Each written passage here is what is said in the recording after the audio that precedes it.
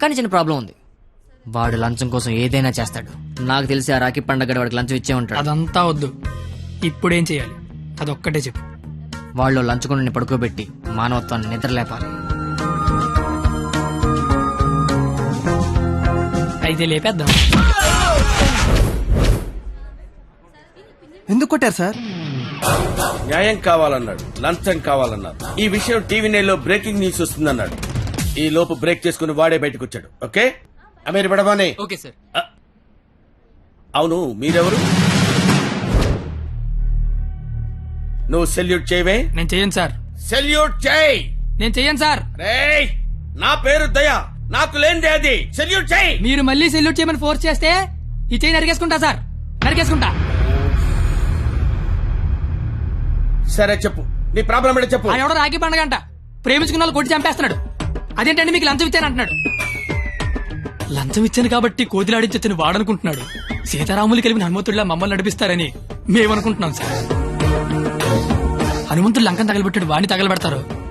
Petrol పోసి మమ్మల్ని తగలబెట్టుకోమంటారు. మీ ఇష్టం సార్. కానీ దానికంటే ముందు మీరు కలవాల్సిన ప్రేమికుడు ఒకడు ఉన్నాడు సార్, ఒకే ఒకడు.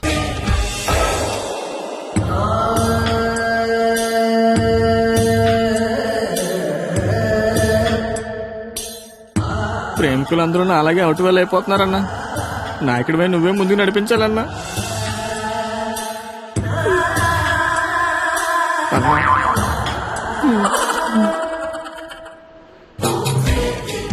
ఇది పార్క్ సీసీ కెమెరాలో వాళ్ళ లవర్స్ కొడుతుండే రికార్డింగ్ ఫుటేజ్ సార్.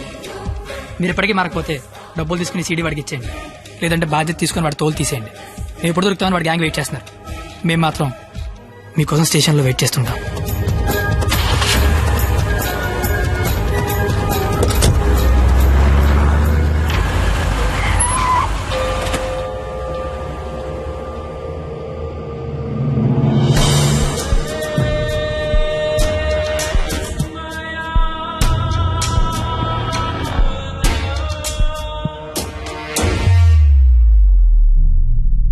అదేంటి సార్, అమీర్పేట వెళ్తానారుగా,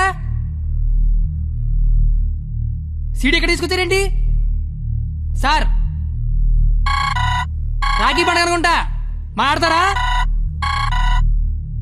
ఏంటి సార్ అలా ఉన్నారు? ఏమైంది సార్? మీకు కన్నీళ్ళు వస్తున్నాయి. మిమ్మల్ని ఇప్పుడు అలా చూడలా. ఏం జరిగింది సార్? ఏమీ జరగలేదు. ఏమీ జరగకపోతే వాడికి మన సీడీ ఇక్కడికి ఎలా వచ్చింది? నాకేదో కొడతాం సార్. మీరు కొత్తగా కనిపిస్తున్నారు. మీరు మారారు సార్, మీరు మారిపోయారు. నేనేం మారలేదు కత్తి, నేను అదే లుచ్చాగాన్ని. ప్రేమికుల మీద ఏ దయా లేని దయాగాన్ని నువ్వు నష్టపెట్టకు. ఆపై మీరు అబద్ధం చెప్తున్నారు సార్, మీరు మారిపోయారు. కాల్చి పారేస్తాను కత్తి గారు. మీకు ఒక లవర్ ఉందని ఆలోచిస్తున్నాను. కత్తి గారా? ఇన్నాళ్ల గౌరవం గుర్తొచ్చిందా సార్? ఇదే సార్ మార్పు అంటే. మీరు మారిపోయారు సార్, మీరు మారిపోయారండి సార్. మీ అమ్మ కడుపులోంచి మీరు పుట్టడానికి ఎన్ని కష్టాలు పడ్డారో నాకు తెలియదు సార్, కానీ మీలోంచి మీరు పుట్టడానికి మాత్రం నానా సార్ నాకుతున్నారు.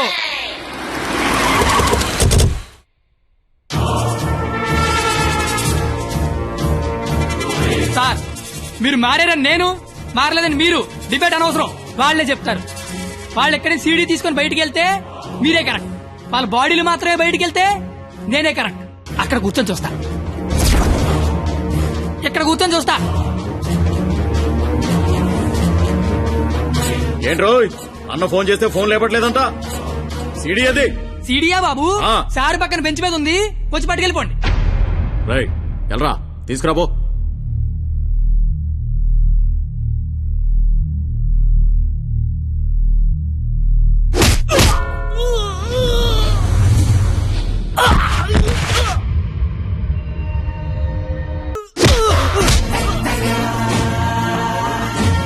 ఇలాగే సార్ నన్ను చూడాలనుకున్నారు, ఆపేశారే. కొట్టండి సార్, సెల్యూట్ కొట్టండి. వాడు ఈ రాఖీ పండగ మనిషిరా. నువ్వు రాఖీ పండగ అయితే నాకేంటి, జెండా పండగ అయితే నాకేంటిరా? అంటే ఈ రాఖీ పండగతో యుద్ధం చేస్తావా? ఇద్దరు కొట్టుకుంటే యుద్ధం, అదే ఒకడు మేదడిపోతే దండయాత్ర. ఇది దయాగాడి దండయాత్ర.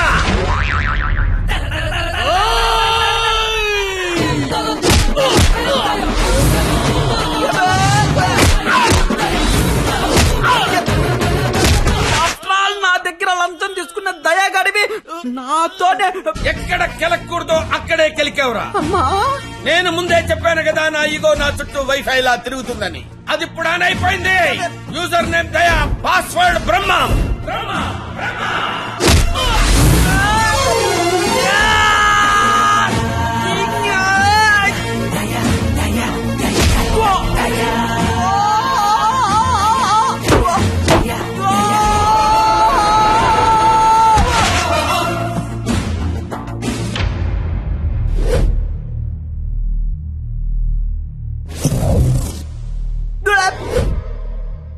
అమ్మాయిలు మోసం చేయటం అందం, అబ్బాయిలు మోసపోవటం ఆనవాయితీ. మధ్యలో నువ్వెవడరా ఆపటానికి పిల్ల కొతివి? మళ్ళీ లవ్వర్స్ జోలికొచ్చావంటే కస కస. హలో హలో హలో ఎరా పొద్దున కల్లా వేస్తాను వేసావా? పొద్దుటి కల్లా వేయటానికి ఇది ఈనాడు పేపర్ అనుకున్నావా? ఇంట్లో ఇడ్లీ అనుకున్నావురా? ఈ దయాగాడి మనుషులరా. ఈసారి మా కత్తి జోలికి వచ్చావో నరుకుతానో నాకే తెలీదు. టెక్కేస్.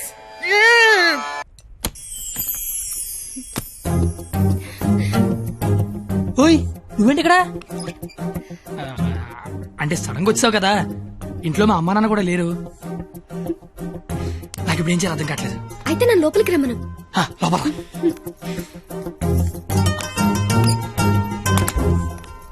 ఓయ్ సడన్ గా ఎంట్రీ ఏంటి?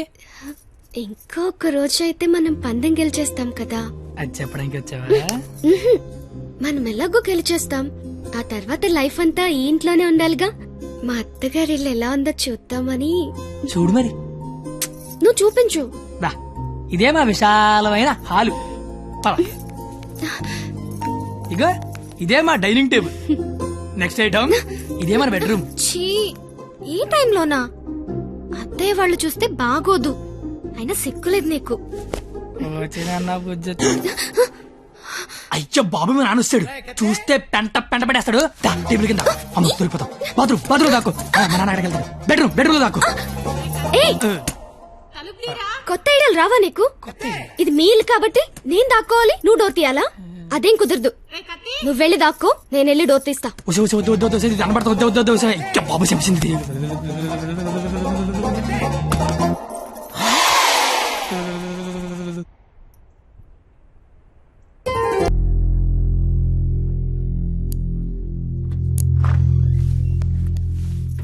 సార్ తను బానే ఉంది కదా? తనకి లెఫ్ట్ సైడ్ రిబ్స్ ఫ్రాక్చర్ అయ్యాయి. బ్రీతింగ్ తీసుకుంటున్నప్పుడు లంగ్స్ ఎక్స్పాండ్ అవడం కష్టంగా ఉంది. ఎంత టైంలో చేయించండి? Maximum 6 hours. సుమారుగా ఎంత ఖర్చు అవుతుంది? 3 lakhs దాకా ఖర్చు అవుతుంది. నాకు కొంచెం టైం కావాలి డాక్టర్. ఓకే. డబ్బు అరేంజ్ చేసుకోవాలి కదా. కానీ గంటకి తన కండిషన్ చాలా క్రిటికల్ అవుతుంది. ఈ 6 hours కూడా గ్యారంటీగా తను బతుకుతుందని చెప్పలేము. నువ్వు రాసిన అగ్రిమెంట్ కి దాని ఆపరేషన్ కి 6 గంటల టైం ఉంది. ఈలోగా నువ్వు డబ్బు తెచ్చి కట్టు. మరో క్షణం నేను ఓడిపోయిన సంతకం పెట్టేస్తా. లేదా నేను ఓడిపోయిన నువ్వు సంతకం పెట్టు, మరుక్షణం నేను డబ్బు కట్టేస్తా. ఈ రెండిట్లో దేనికైనా నాకు ఒక్క క్షణం చాలు. నీకు 6 గంటలుంది. చూస్తా అది నా కూతురుగా బతుకుద్దో లేదా నువ్వు అనుకుని ఆ ప్రేమ బతుకుద్దు. ఏంటండి ఇదంతా? ఈడి ప్రేమ ఖరీదు 3 లక్షలన్నమాట. నేనేం చేయలేనని నీకు తెలుసు. ఉన్నవే 6 గంటలు. ఇప్పుడు నేను డబ్బు కోసం పరిగెడితే మా నాన్న ఇల్లు అమ్మేసి మా ఫ్రెండ్ ఆటో అమ్మేసి ఇస్తారు. అవి నేను సంపాదించను కావు. ఆ ఏడాదించోడు 25-50 ఇస్తాడు. అదెందుకు సరిపోదు. అది అక్కడ ప్రాణాలతో కొట్టుకుంటుంది.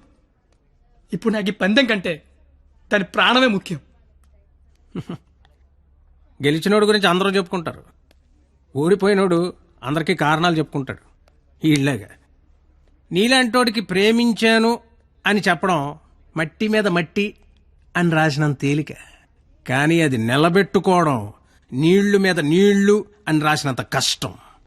పో, ఇంకెప్పుడూ నా జీవితంలో గానీ నా కూతురు జీవితంలో గానీ కనబడకు. పో. ఓడిపోతే కాళ్ల మీద పడి క్షమాపణ చెప్తాను.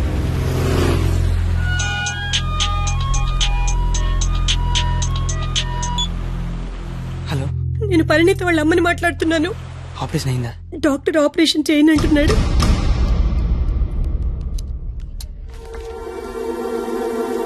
హలో సార్, నన్ను గుర్తుపట్టారా? నేను సార్, మీ దయ వల్ల ఒక హాస్పిటల్ కి ఓనర్ని కాస్త ఈ హాస్పిటల్లో డాక్టర్ గా జాబ్ చేస్తున్నా. మీ క్వాలిటీ దెబ్బకి బలైపోయిన చాలా మందిలో నేను ఒక్కడు సార్. గుర్తుపట్ల అంటే ఇప్పుడు ఆపరేషన్ చేయబోయేది నేనే సార్, కానీ చేయటల్లా ఏ? మానేశా.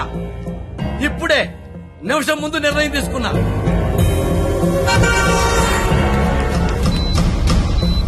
మీకు తెలుసుగా సార్, నేను పెద్ద మెంటల్ లాయల్ని. చేసే పనిలో క్వాలిటీ ఉంటల్లా. ఆపరేషన్ థియేటర్ లో పొట్టకోసి అందులో చేతులు పెట్టడం, మళ్ళీ వేరే పొట్టకోసి అవే చేతులే అందులో పెట్టడం, చీ చీ చీ చీ గెలిసిగా ఉంటుంది సార్. క్వాలిటీ ఉంటల్లా, అందుకే మానేశా. నువ్వు కాకపోతే వేరే హాస్పిటల్ షిఫ్ట్ చేస్తా. 100 మంది డాక్టర్లు ఉన్నారు సిటీలో. డాక్టర్, పేషెంట్ కండిషన్ చాలా సీరియస్ గా ఉంది. 5 నిమిషాల్లో ఆపరేషన్ స్టార్ట్ చేయకపోతే చాలా కష్టం. పర్వాలేదు సార్, వేరే హాస్పిటల్ కి షిఫ్ట్ చేస్తున్నారు. దారిలో ఎటు గ్యారెంటీగా చచ్చిపోయింది, అటుకుండా అటు ఇంటికి షిఫ్ట్ చేస్తారు. ఏయ్! నేను మెడికల్ కౌన్సిల్ లో సెక్రటరీని. నేను తలుచుకున్నానంటే నిన్ను డాక్టర్ గా నా సర్టిఫికేట్ క్యాన్సిల్ చేస్తారు. మెడికల్ షాప్ పెట్టుకుంటా, లైసెన్స్ రద్దు చేస్తావు. వడ్డీ వ్యాపారం పెట్టుకుంటా, దాన్ని నాశనం చేస్తావు. లెదర్ బిజినెస్ పెట్టుకుంటా, ఏం చేస్తావు?